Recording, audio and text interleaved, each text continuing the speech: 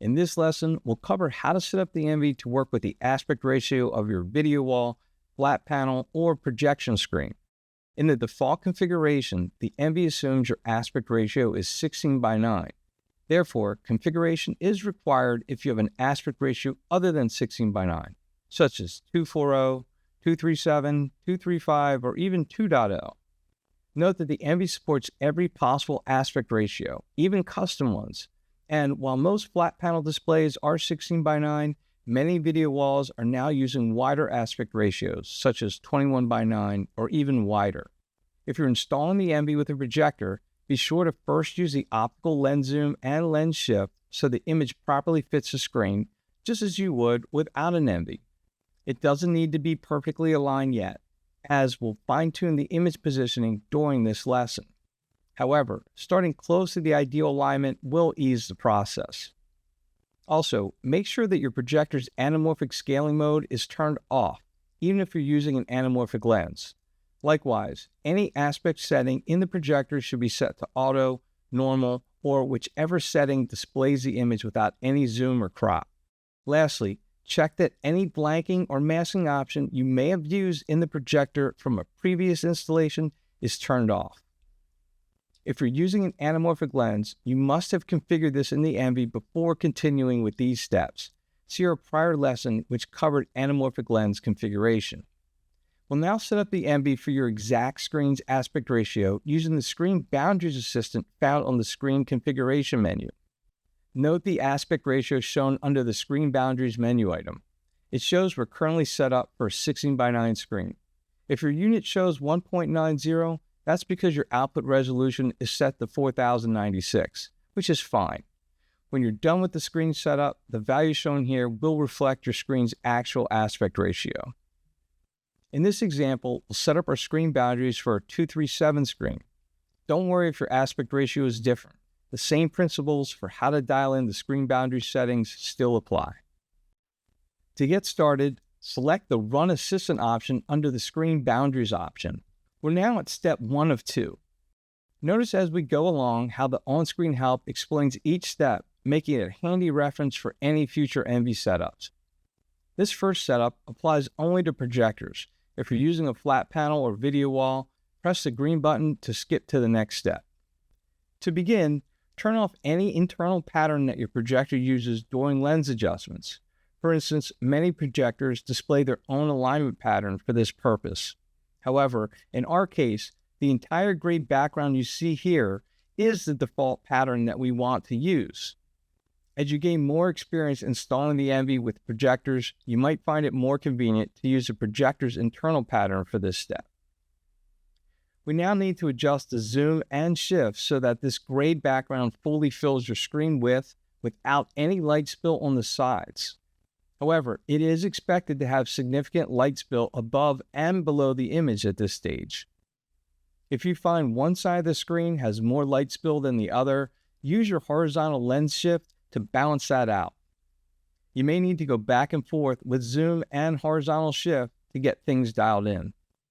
Once complete, use vertical lens shift to equalize the amount of light spill above and below the screen.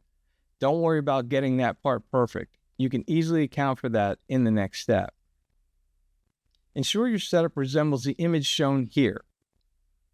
In that example, the image perfectly fills the screen horizontally without any overspill on the sides, while also centered vertically. In comparison, look at the other two examples here. In one, the image is zoomed out too far, with light spill on both sides, which reduces your brightness. In the other, the lens is not zoomed out enough to fill the screen horizontally. If you have some geometry issues that require one side to be covered more than the other, that's fine. For example, you might find the bottom right corner isn't covered, even though the rest of the right side is. In that case, zoom out a bit more until that corner is covered, even if it means some additional light spill elsewhere. You can fix that later with geometry control if you're using the envy Extreme. We'll cover that in an upcoming lesson. For curved screens, ensure the full screen is covered, particularly at the corners. After adjusting the lens zoom, you may also need to set the focus. With the lens now properly positioned, press the green button to move to step 2. The goal of this step is to fill your entire screen without any overscan, unlike in step 1. Use the markers in each corner to make the adjustments. These are indicated with a white circle for the selected marker and hollow circles for the others. To help with our demonstration, we'll overlay a red rectangle here to simulate how a 237 screen would look during these adjustments. The ENVY starts with this step at a 2.5 aspect ratio, just to make it easier to see the adjustments needed.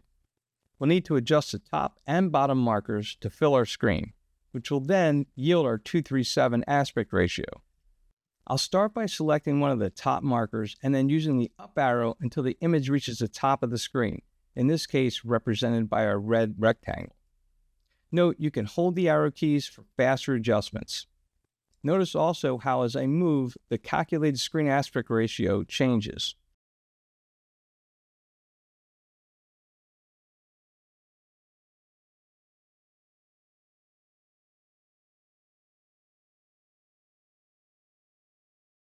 Okay, with that dialed in, press OK to deselect the marker. We now need to extend the bottom of the image to the bottom edge of the screen.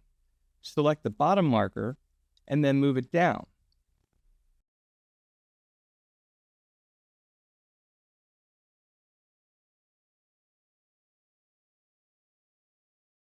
Notice here the calculated aspect ratio now matches our 237 screen. Once done, press OK to deselect this marker. Notice how we can see our final adjustments here. In this case, we have 0 for the left adjustment, 270 for the top, 0 for the right, and 270 for the bottom. In practice, the numbers will not always match. For instance, it's fairly common to have an uneven result, like 0, 260, 0, 280. But the aspect ratio is still correct.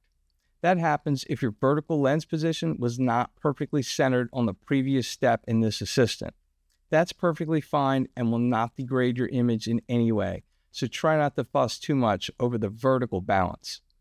Also note that your numbers may be quite different than shown here, which is perfectly fine, as this will depend on your outgoing resolution and your screen's aspect ratio. The horizontal balance is more important. If you find that you have overscan on either or both sides, you may not have perfectly aligned the lens on the prior step. Rather than bringing in the sides to remove the horizontal overscan, you can restart the assistant and try again. However, in some cases, overscan can be due to physical alignment issues and may not be avoidable. In such cases, it's fine to adjust the sides if necessary, especially for relatively small changes.